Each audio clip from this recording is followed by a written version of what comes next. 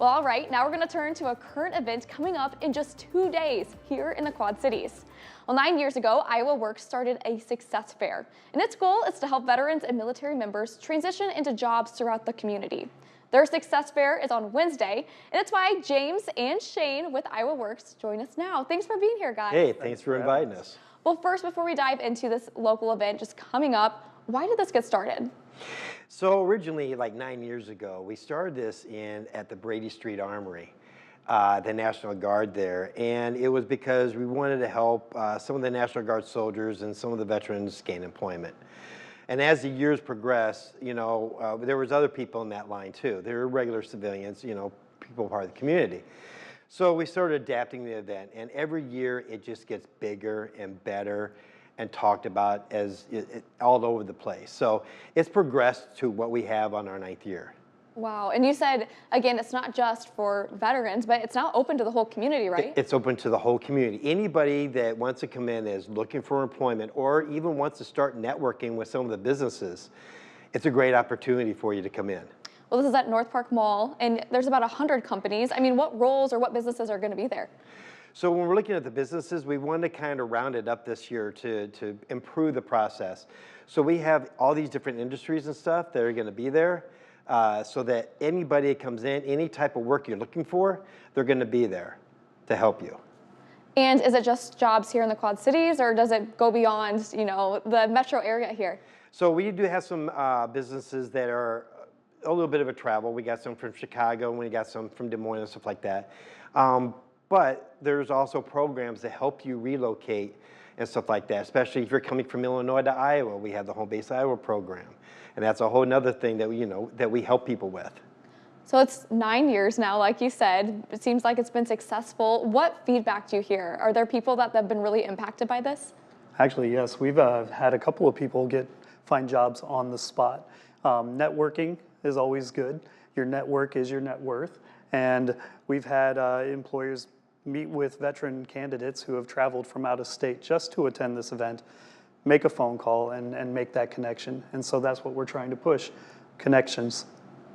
And you've talked about, the goal behind this, but why is it so important that those veterans, those members of our military are supported in this way? Well, I think it's mostly because the veterans they have such a talent in our community, and there's such a desire for that talent that's moldable, and it's something that you can shape. And there's often yet, despite the depth of resources we have, there's a disconnect between translating those military-specific skills to a language that employers can understand, and that's where we want to come in, hold their hand, and help them out with that. And you've heard good things from them, and from past years? Absolutely, we sure have. A lot of the employers are talking about the quality of people coming through the door and being prepared. One of the things we always tell people is be prepared for this.